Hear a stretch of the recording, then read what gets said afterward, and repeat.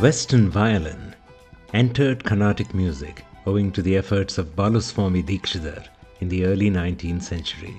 It went on to become a staple accompaniment to singers in Carnatic concerts.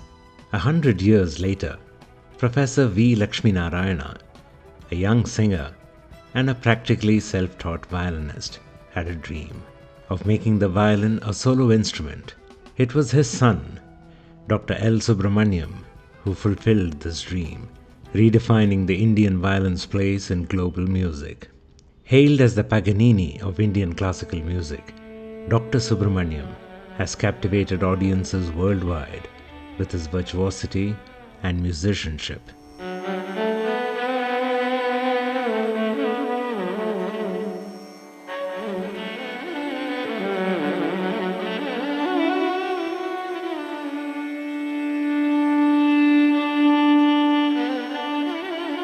Born on 23rd July 1947 in Madras, Lakshminarayana Subramaniam grew up amidst music. His father was a singer and violinist, while his mother was a gifted vocalist and veena player. His sisters were singers, and his brothers were violinists. Called Kunju at home and Mani by friends, young Subramaniam spent his formative years in Sri Lanka, where his father worked as a professor of music. It was also there that he gave his first performance as a 6-year-old. In 1958, when riots broke out in Sri Lanka, Subramaniam and his family had to return to India as refugees with nothing in their pockets. It is a quirk of fate that their only possession was a German-made violin, which they brought along with them. While he was a passionate musician, Subramaniam also wanted to study medicine. But through his years in the Madras Medical College, pursuing an MBBS degree, he was drawn towards music more and more.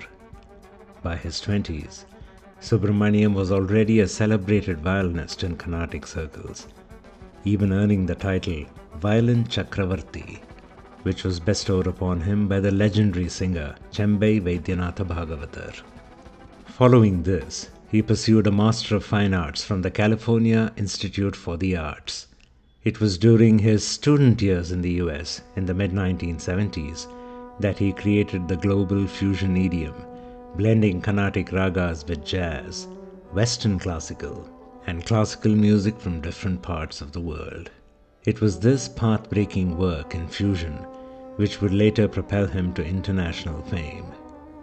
But his mainstay has been Carnatic music. As a violinist and performer, for instance, he collaborated with the legendary Palghat Mani Iyer to record a Varnam in 15 speeds, which no musician had done in the past and nobody has attempted since.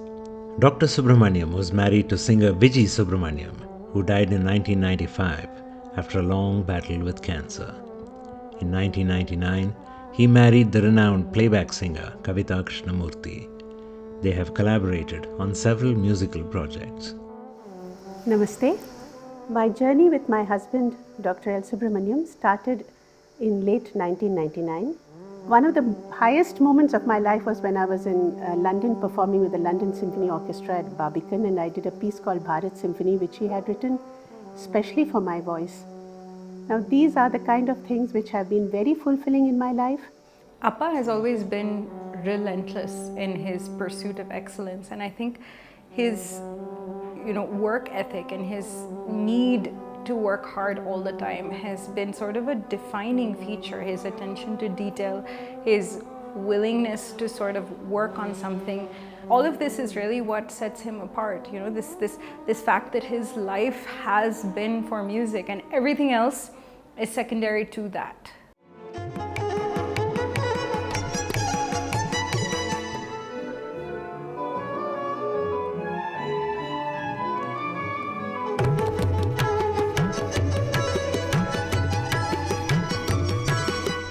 Subramaniam's musical collaborations read like a who is who of world music.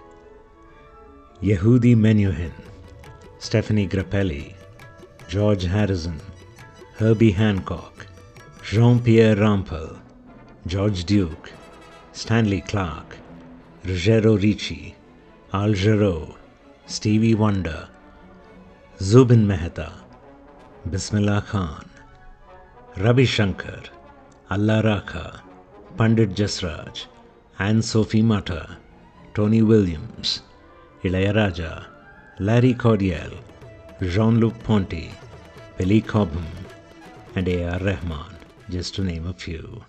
So growing up, Appa would really enjoy sports. He would watch cricket with us. He would play football with us. Especially if there was a match going on, Appa would stand like this typical uncle in front of the TV like this and watch.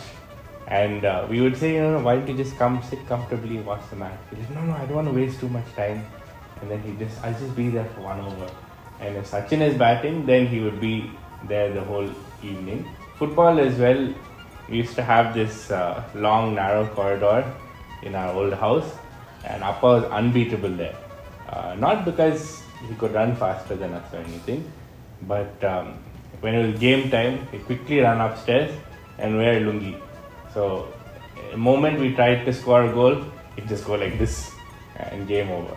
One thing that I've often heard from my dear friends who play with my dad on stage is that he's terrifying. This when he gets into his concert mode or his concert face, it's very scary. And in the middle of the concert, he'll just look at you and his face will be blank. It's terrifying because you don't know what he wants from you. I find that really funny, and I often have this conversation with him about, Appa, you need to stop being so scary. And he's like, I'm not scary. I'm like, please tell that to your face. But this persona that he has on stage that is so serious is very different from his actual personality at heart, which is very, witty and humorous and sort of this young, playful prankster at heart.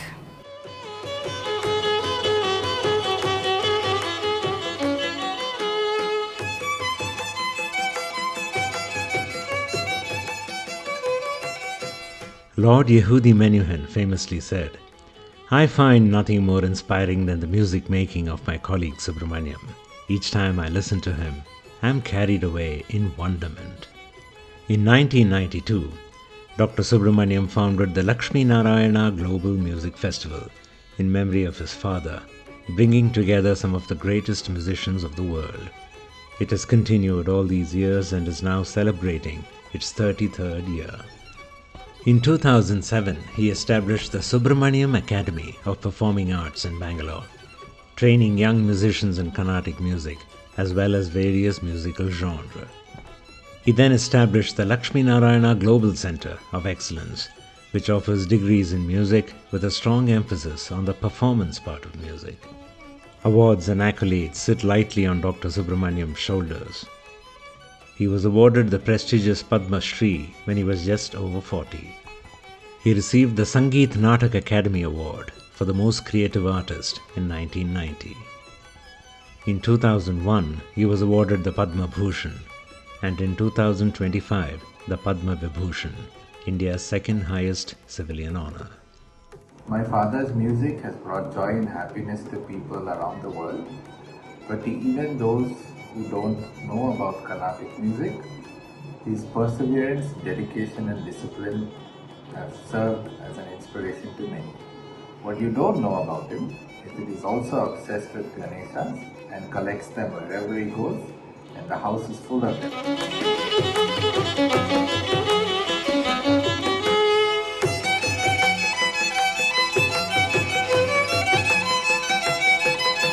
These children were going to buy some gifts for him. They were all in school.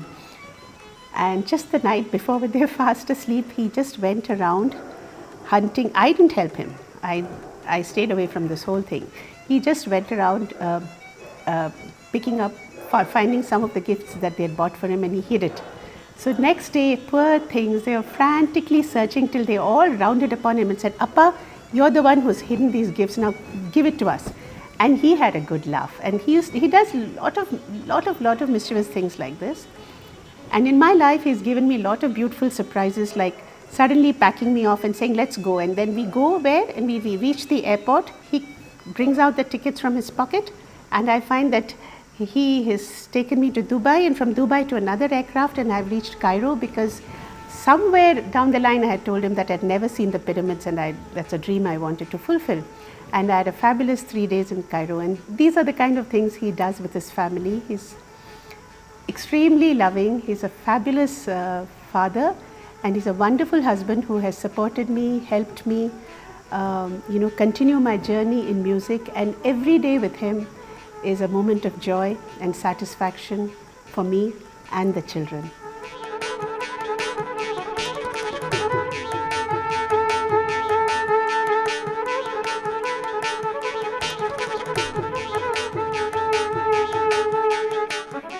His daughter Bindu, a remarkable singer-songwriter, his elder son Dr. Narayana, a highly respected oncologist and light classical singer, his son Ambi, a gifted violinist, and granddaughter Mahati, an upcoming singer-violinist-songwriter, are taking forward his legacy, which has been famously dubbed the Subramaniam Gharana. The life path of Dr. L. Subramaniam is in many ways the journey of the Indian violin itself. From a child prodigy who had to flee his home with just the clothes on his back, to becoming a global violin icon, Subramaniam's story is an inspirational one. The power of dedicated toil and sincere belief in the Supreme. At 78, he is as active as ever, traveling around the world for concerts and tirelessly working to establish a music university in Bangalore.